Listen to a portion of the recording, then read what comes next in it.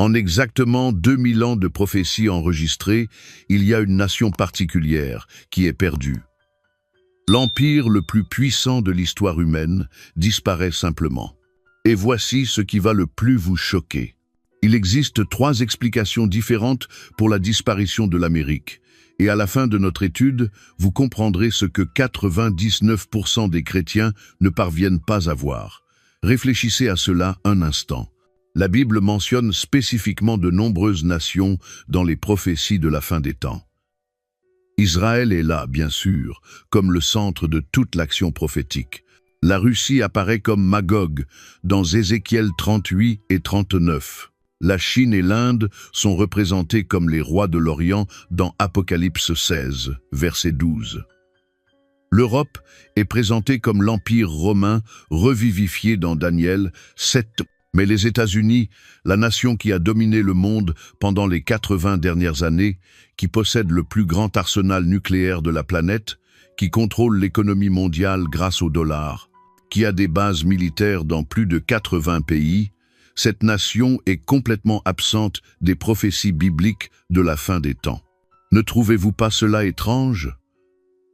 C'est comme si vous écriviez l'histoire du XXe siècle et que vous oubliez de mentionner les 2 guerres mondiales. C'est comme raconter l'histoire de la musique sans parler des Beatles. Il est impossible de parler du monde moderne sans mentionner les États-Unis.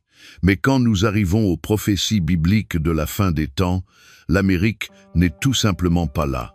Certains pourraient argumenter que les États-Unis sont implicitement inclus dans d'autres prophéties, qu'ils font peu être partie des nations mentionnées de manière générale. Mais, frères, quand Dieu veut être spécifique dans ses prophéties, il est incroyablement précis. Il ne laisse pas de place à l'ambiguïté quand il s'agit d'événements aussi importants. Daniel a pu prédire avec exactitude la succession des empires mondiaux, Babylone, les Mèdes et les Perses, la Grèce et Rome. Jean, dans l'Apocalypse, décrit avec des détails précis les événements de la fin des temps.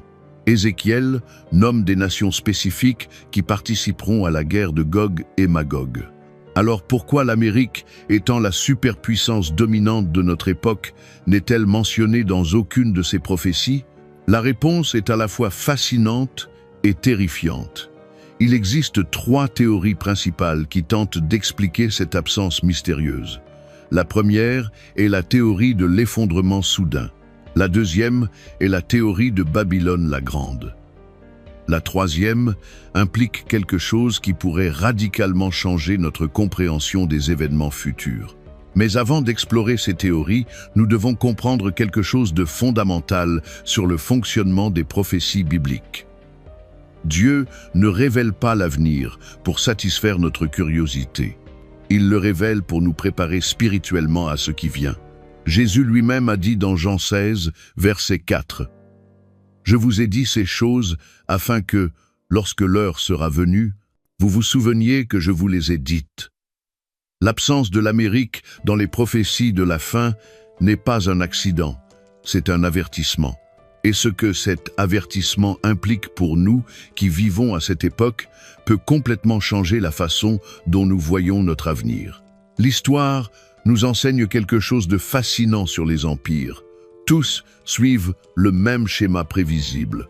Aucun n'échappe à cette loi historique, aussi puissant qu'ils aient pu paraître à leur apogée. Rome, pendant plus de 500 ans, le maître incontesté du monde connu. Les citoyens romains croyaient que leur empire durerait pour toujours. Ils l'appelaient la Rome éternelle. Pourtant, aujourd'hui, les touristes paient 20 € pour marcher parmi ces ruines. Pouvez-vous imaginer cela? L'empire qui a construit des aqueducs encore fonctionnels, qui a créé un système juridique qui influence nos lois actuelles, qui a étendu sa domination de l'Écosse à l'Égypte, n'est aujourd'hui qu'un site touristique. La Grande-Bretagne était un empire si vaste que le soleil ne se couchait jamais sur ses territoires. À son apogée, elle contrôlait 25% de la surface terrestre mondiale et 23% de sa population. De l'Inde au Canada, de l'Australie à Hong Kong, le drapeau britannique flottait sur tous les continents.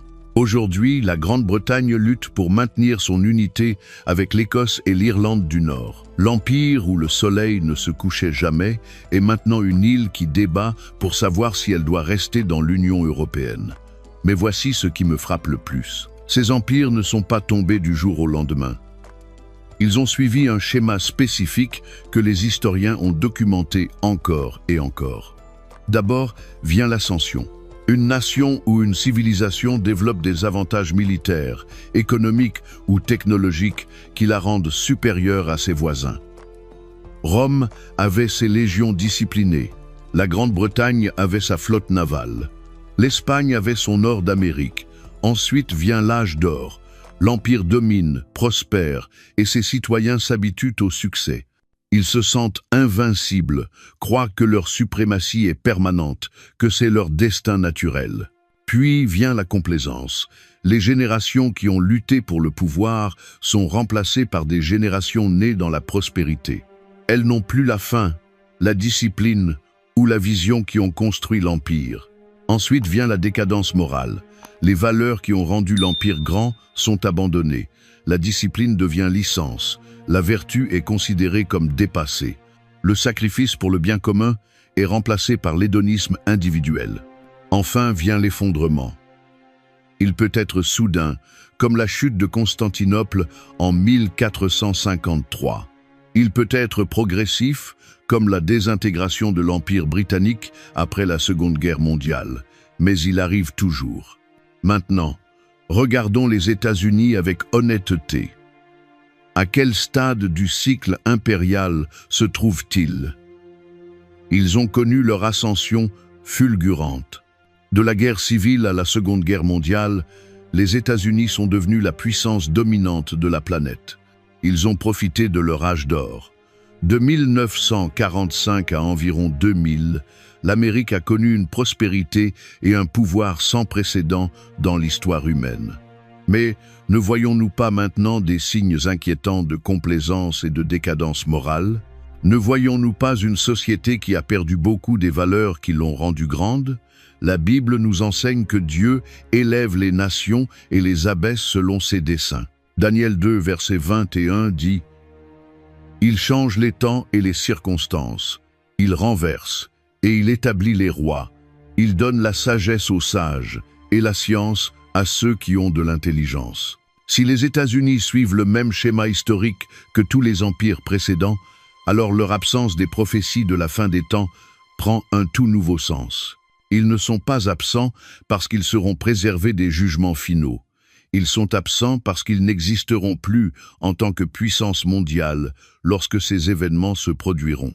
Cette possibilité devrait nous faire réfléchir profondément sur notre époque. La première théorie pour expliquer l'absence de l'Amérique dans les prophéties de la fin est simple et terrifiante. Les États-Unis s'effondrent avant que les événements de la fin des temps ne se produisent. Laissez-moi que cela pénètre dans vos esprits. Les États-Unis pourraient ne pas être absents parce qu'ils seront protégés des jugements finaux. Ils pourraient être absents parce qu'ils n'existeront plus en tant que puissance mondiale. Si cela semble dramatique, considérez ceci. L'histoire est remplie de superpuissances qui semblaient indestructibles jusqu'au jour où elles se sont effondrées. L'Empire byzantin a survécu plus de 1000 ans après la chute de Rome occidentale. Constantinople était considérée comme la ville la plus puissante du monde, protégée par des murailles qui n'avaient jamais été conquises. Ses citoyens se sentaient en sécurité derrière ses défenses. Mais le 29 mai 1453, tout a changé en quelques heures. Les canons ottomans ont brisé les murailles qui avaient résisté pendant des siècles. En un seul jour, un empire millénaire a cessé d'exister. L'Union soviétique semblait éternellement solide. Elle possédait le plus grand arsenal nucléaire du monde, la plus grande armée d'Europe et un contrôle total sur 1/6 de la surface terrestre de la planète. Les analystes occidentaux prédisaient qu'elle rivaliserait avec les États-Unis pendant des décennies. Mais en 1989, le mur de Berlin est tombé. En 1991, l'Union soviétique a simplement cessé d'exister. Il n'y a pas eu de guerre, pas d'invasion extérieure. Elle s'est désintégrée de l'intérieur en quelques mois. Ces effondrements ont quelque chose en commun. Ils ont été inattendus, rapides et apparemment impossibles jusqu'à ce qu'ils se produisent. Maintenant, observons les vulnérabilités spécifiques des États-Unis qui pourraient provoquer un effondrement similaire. Premièrement, la dépendance technologique. La société américaine moderne dépend complètement de systèmes électroniques interconnectés. Une attaque électromagnétique coordonnée pourrait paralyser le pays en quelques minutes. Sans électricité, sans Internet, sans système bancaire, sans communication, les États-Unis deviendraient instantanément un pays du tiers-monde. Deuxièmement, la fragmentation sociale. L'Amérique est plus divisée politiquement qu'à n'importe quel moment depuis la guerre civile. Les différences ne portent pas seulement sur des politiques, mais sur des valeurs fondamentales, sur la réalité elle-même.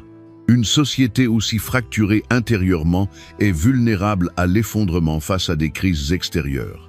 Troisièmement, l'insolvabilité financière. Les États-Unis doivent plus de 32 billions de dollars. Cette dette est mathématiquement impossible à rembourser avec les revenus fiscaux actuels.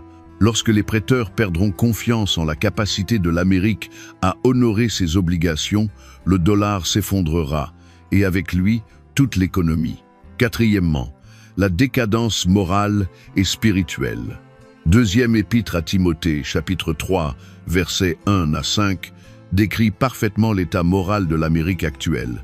Sache que, dans les derniers jours, il y aura des temps difficiles, car les hommes seront égoïstes, amis de l'argent, fanfarons, hautains, blasphémateurs, rebelles à leurs parents, ingrats, irréligieux, insensibles, implacables, calomniateurs, intempérants, cruels, ennemis des gens de bien, traîtres, emportés, enflés d'orgueil, aimant le plaisir plus que Dieu, ayant l'apparence de la piété, mais reniant ce qui en fait la force. Une nation qui s'éloigne de Dieu s'éloigne de sa protection, et sans la protection divine, aucun empire ne peut se maintenir indéfiniment.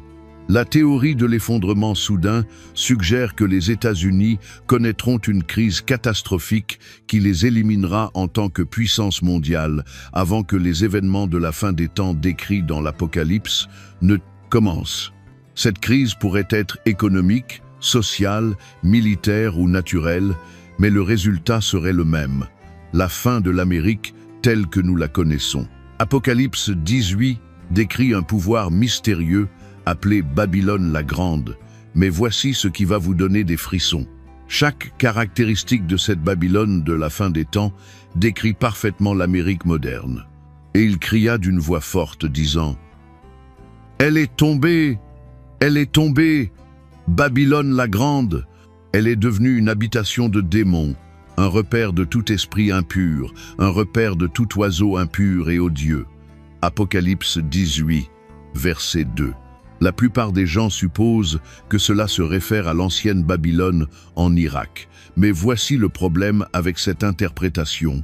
L'ancienne Babylone aujourd'hui est une collection de ruines dans le désert irakien.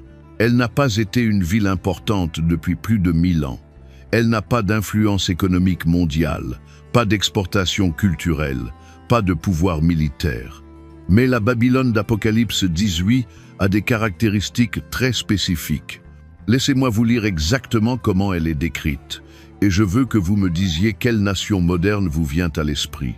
Parce que toutes les nations ont bu du vin de la fureur de son impudicité, et que les rois de la terre se sont livrés avec elle à l'impudicité, et que les marchands de la terre se sont enrichis par la puissance de son luxe. Apocalypse 18, verset 3. Il y a 5 raisons principales pour lesquelles beaucoup croient que les États-Unis sont cette Babylone prophétique. Première raison, la domination économique mondiale. Le 15 septembre 2008, les marchés de Tokyo ouvrent et s'effondrent immédiatement. À midi, Londres est en chute libre. À 9h30, heure de l'Est, Wall Street saigne en rouge. En moins de 24 heures, un problème qui a commencé dans les marchés hypothécaires américains a fait s'écrouler toute l'économie mondiale. Pourquoi? Pourquoi l'éternuement économique de l'Amérique a-t-il donné une pneumonie au monde entier? La réponse remonte à 1944. La Seconde Guerre mondiale fait rage. Les représentants de 44 nations se réunissent à Bretton Woods, dans le New Hampshire, pour concevoir le système financier d'après-guerre. Ils prennent une décision qui va tout changer. Le dollar américain devient la monnaie de réserve mondiale. Chaque marchandise importante, pétrole, or, blé, acier, serait cotée en dollars. Chaque banque centrale garderait des dollars comme réserve principale.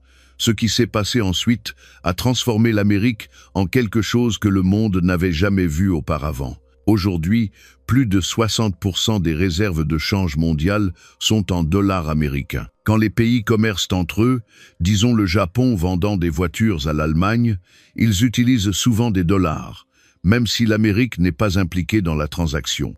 Les États-Unis ont accompli ce que l'ancienne Babylone ne pouvait que rêver, un contrôle financier sur le monde entier. Les marchands de la terre se sont enrichis par la puissance de son luxe. La Chine fabrique des produits pour les consommateurs américains. L'Arabie saoudite pompe du pétrole coté en dollars américains. L'Union européenne détient des obligations du Trésor américain. Mais il y a quelque chose de encore plus remarquable sur la domination économique de l'Amérique. Et c'est caché dans un seul verset biblique que la plupart des gens négligent. Et les marchands de la terre pleurent et sont dans le deuil à cause d'elle, parce que personne n'achète plus leur cargaison. Apocalypse 18, verset 11. Cela ne décrit pas ce que Babylone vend au monde, cela décrit ce que le monde vend à Babylone. C'est une nation consommatrice qui importe tout. Les États-Unis ont un déficit commercial de plus de 800 milliards de dollars par an. Cela signifie que l'Amérique achète 800 milliards de dollars de plus au monde qu'elle ne lui vend en retour. L'économie mondiale entière dépend des consommateurs américains qui achètent leurs produits. Continuons à explorer comment les États-Unis correspondent parfaitement aux descriptions bibliques de Babylone la Grande. Ce que nous allons voir ici va vous surprendre par sa précision prophétique. Et les marchands de la terre pleurent et sont dans le deuil à cause d'elle, parce que personne n'achète plus leur cargaison d'or, d'argent, de pierres précieuses, de perles, de fin lin, de pourpre, de soie, d'écarlate, de toute espèce de bois odoriférants, de toute espèce d'objets d'ivoire, de toute espèce d'objets en bois très précieux, en airain, en fer et en marbre, de cinnamome, d'aromates, de parfums, de myrrhe, d'encens, de vin, d'huile, de fine farine, de blé, de bœuf, de brebis, de chevaux, de chars, de corps et d'âmes d'hommes. Apocalypse 18, versets 11-13. Remarquez quelque chose de crucial ici. Cette liste ne décrit pas ce que Babylone produit, elle décrit ce que Babylone consomme. C'est une nation qui importe pratiquement tout du reste du monde. Les États-Unis sont exactement cela. L'Amérique importe des fleurs de Colombie, du café du Brésil, des produits électroniques de Corée, des textiles du Bangladesh, des voitures du Japon et d'Allemagne, du pétrole du Moyen-Orient et du Venezuela, des fruits tropicaux d'Amérique centrale, des épices d'Inde et d'Asie. L'économie mondiale entière est structurée autour de la satisfaction de l'appétit consommateur américain. Quand les Américains arrêtent d'acheter, les usines en Chine ferment. Quand l'Amérique entre en récession, le Brésil souffre. Quand le marché immobilier américain s'effondre, les banques européennes font faillite. Mais comment l'Amérique peut-elle se permettre d'acheter tellement plus qu'elle ne produit? Simple, elle imprime l'argent, parce que le dollar est la monnaie de réserve mondiale. Les États-Unis peuvent créer des dollars à partir de rien, et le monde doit les accepter. L'ancienne Babylone contrôlait des routes commerciales régionales. L'Amérique moderne contrôle le système financier mondial lui-même. Elle dit en son cœur, « Je suis assise en reine, je ne suis point veuve, et je ne verrai point de deuil. » Apocalypse 18, verset 7. L'orgueil est indéniable. Le dollar est trop gros pour échouer. L'Amérique est la nation indispensable. Nous sommes la seule superpuissance du monde. Mais la domination économique ne signifie rien sans le pouvoir de la renforcer, ce qui nous amène à la deuxième raison pour laquelle beaucoup croient que les États-Unis sont la Babylone prophétique. En 1945, l'Amérique avait 2 bombes atomiques, la plus grande flotte navale du monde et des bases militaires sur chaque continent. Mais ce n'était que le début. Aujourd'hui, les chiffres sont si stupéfiants qu'ils semblent presque irréels. Les États-Unis dépensent plus pour la défense que les 10 pays suivants combinés, plus que la Chine, la Russie, l'Inde, le Royaume-Uni, l'Arabie Saoudite, l'Allemagne, la France, le Japon et la Corée du Sud réunis. L'Amérique maintient plus de 750 installations militaires dans plus de 80 pays. Il y a des troupes américaines stationnées sur tous les continents, sauf l'Antarctique. Mais ce n'est pas seulement la taille de l'armée américaine qui correspond à la prophétie biblique. C'est ce que ce pouvoir militaire a créé. L'Amérique n'a pas seulement l'armée la plus forte, elle dirige des alliances militaires qui incluent la plupart des autres puissances majeures du monde, l'OTAN. Quand l'Amérique va en guerre, elle n'y va pas seule. Elle emmène une grande partie du monde avec elle. Les 10 cornes que tu as vues sont 10 rois, qui n'ont pas encore reçu de royaume, mais qui recevront autorité comme rois pendant 1 heure avec la bête. Ils ont un même dessein, et ils donnent leur puissance et leur autorité à la bête. Apocalypse 17, versets 12-13. Des nations donnant leur pouvoir militaire à une seule puissance dominante. La domination militaire américaine s'étend au-delà de la Terre elle-même. Les satellites GPS guident tout, des smartphones aux armes de précision. La force spatiale américaine surveille les menaces depuis l'orbite. Le commandement cybernétique américain peut éteindre les infrastructures ennemies sans tirer un seul coup de feu. À travers l'histoire, les superpuissances militaires ont utilisé leurs forces pour protéger le commerce. Les légions romaines protégeaient les routes romaines. La marine britannique protégeait les navires marchands britanniques. Aujourd'hui, la marine américaine maintient ouvertes les routes de navigation mondiale. L'Amérique utilise sa puissance militaire pour maintenir le commerce mondial en mouvement. Pas seulement le commerce américain, mais tout le commerce. Continuons à explorer les caractéristiques militaires qui font des États-Unis un candidat parfait pour être la Babylone de la fin des temps. Il y a un aspect du pouvoir militaire américain qui reflète parfaitement l'ancienne Babylone, et il est caché à la vue de tous. À travers l'histoire, les superpuissances militaires ont utilisé leurs forces pour protéger le commerce. Mais il y a quelque chose d'unique dans la façon dont l'Amérique utilise son pouvoir militaire, qui est exactement ce que la Bible prédit à propos de Babylone la Grande. En une seule heure, tant de richesses ont été détruites. Et tous les pilotes, tous ceux qui naviguent vers ce lieu, les marins et tous ceux qui exploitent la mer, se tenaient éloignés, et ils s'écriaient, en voyant la fumée de son embrasement. Quelle ville était semblable à la grande ville? Apocalypse 18, versets 17-18. Remarquez quelque chose de crucial ici. Quand Babylone tombe, ce ne sont pas seulement les marchands qui pleurent, ce sont les capitaines de navires, les marins et tous ceux impliqués dans le commerce maritime. Cela ne décrit pas une ancienne ville sans accès à la mer. Cela décrit un empire commercial maritime. Et les marchands de la terre pleurent et sont dans le deuil à cause d'elle, parce que personne n'achète plus leur cargaison. Apocalypse 18, verset 11. Des industries entières dans des dizaines de pays existent principalement pour servir la demande américaine. Quand les consommateurs américains arrêtent d'acheter, les usines en Chine ferment. Mais d'abord, laissez-moi vous montrer comment l'influence américaine s'étend encore plus profondément dans l'âme même de l'humanité. Les États-Unis ne dominent pas seulement militairement, ils dominent culturellement d'une manière qu'aucun empire dans l'histoire n'a jamais réussi. Avec elle, les rois de la terre se sont livrés à l'impudicité, et les habitants de la terre se sont enivrés du vin de son impudicité. Apocalypse 17, verset 2. Qu'est-ce que cela signifie pour une nation d'enivrer le monde entier avec son influence? Commençons par les histoires. Hollywood produit des films vus par plus de personnes que n'importe quelle industrie du divertissement dans l'histoire.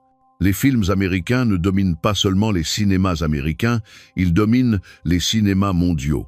En 2023, les films américains ont capturé plus de 65% du box-office mondial, sans inclure le streaming à domicile, où le contenu américain est encore plus dominant. Mais les films ne sont que le début. La domination culturelle réelle va beaucoup plus loin, jusqu'aux mots même que les gens parlent. L'anglais est devenu la lingua franca globale, et spécifiquement l'anglais américain. Les hommes d'affaires chinois apprennent des expressions américaines. Les adolescents européens utilisent l'argot américain. Les pilotes du monde entier communiquent en anglais avec un accent américain. Toutes les nations ont bu du vin de la fureur de son impudicité, et les rois de la terre se sont livrés avec elle à l'impudicité. Apocalypse 18, verset 3. Les rois de la terre se livrant à l'impudicité. Qu'est-ce que cela signifie? En termes bibliques, l'impudicité spirituelle signifie abandonner les voies de Dieu pour quelque chose d'autre, ce qui nous amène à notre point le plus grave. La domination militaire des États-Unis est stupéfiante. Son influence économique est sans précédent. Mais il y a un aspect de l'Amérique qui correspond parfaitement aux descriptions bibliques de Babylone, et cela a à voir avec quelque chose de beaucoup plus dangereux que les armes ou l'argent. Cela a à voir avec l'exportation de valeurs morales, ou plus précisément, l'exportation d'immoralité. Les États-Unis n'exportent pas seulement du divertissement, ils exportent une vision du monde, une manière de voir la vie, la famille, la sexualité, l'autorité, la religion. À travers ses films, sa musique, ses émissions de télévision, ses réseaux sociaux et ses entreprises multinationales, l'Amérique a influencé les normes morales de pratiquement toutes les nations sur Terre. Des valeurs qui étaient considérées comme pécheresses dans les cultures traditionnelles sont maintenant célébrées comme des droits humains sous l'influence culturelle américaine. Ce qui était autrefois considéré comme une perversion est maintenant appelé diversité. Ce qui était autrefois appelé péché est maintenant appelé choix personnel. Cette influence morale ne se limite pas au divertissement. Elle s'étend à travers les universités américaines, les organisations non gouvernementales américaines, les entreprises américaines et la politique étrangère américaine. Des pays entiers ont changé leurs lois, leurs constitutions et leurs valeurs fondamentales pour s'aligner sur les tendances culturelles américaines. L'influence culturelle des États-Unis a pénétré si profondément la conscience globale qu'il est pratiquement impossible d'y échapper. C'est exactement ce que la Bible prédit à propos de Babylone la Grande. Avec elle, les rois de la terre se sont livrés à l'impudicité, et les habitants de la terre se sont enivrés du vin de son impudicité. Apocalypse 17, verset 2. Quand la Bible parle d'enivrer les habitants de la terre, elle décrit une influence qui obscurcit le jugement, qui fait que les gens perdent leur capacité à distinguer le bien du mal. Les États-Unis ont accompli exactement cela à travers leur machine culturelle. Hollywood ne produit pas seulement du divertissement, il produit une vision du monde complète qui redéfinit ce qui est normal, ce qui est désirable, ce qui est acceptable. À travers ses films et ses émissions de télévision, l'Amérique a normalisé globalement des concepts qui étaient considérés comme immoraux pendant des millénaires d'histoire humaine. La redéfinition du mariage, la normalisation des relations sexuelles en dehors du mariage, la promotion de modes de vie qui contredisent directement les enseignements bibliques, tout cela s'est répandu dans le monde à travers l'influence culturelle américaine. Mais cela va plus loin que le divertissement. Les universités américaines forment les futurs leaders de dizaines de pays. Ces étudiants retournent dans leur nation en emportant avec eux non seulement des connaissances techniques, mais aussi des valeurs et des perspectives américaines. Les entreprises américaines ne vendent pas seulement des produits, elles vendent un mode de vie.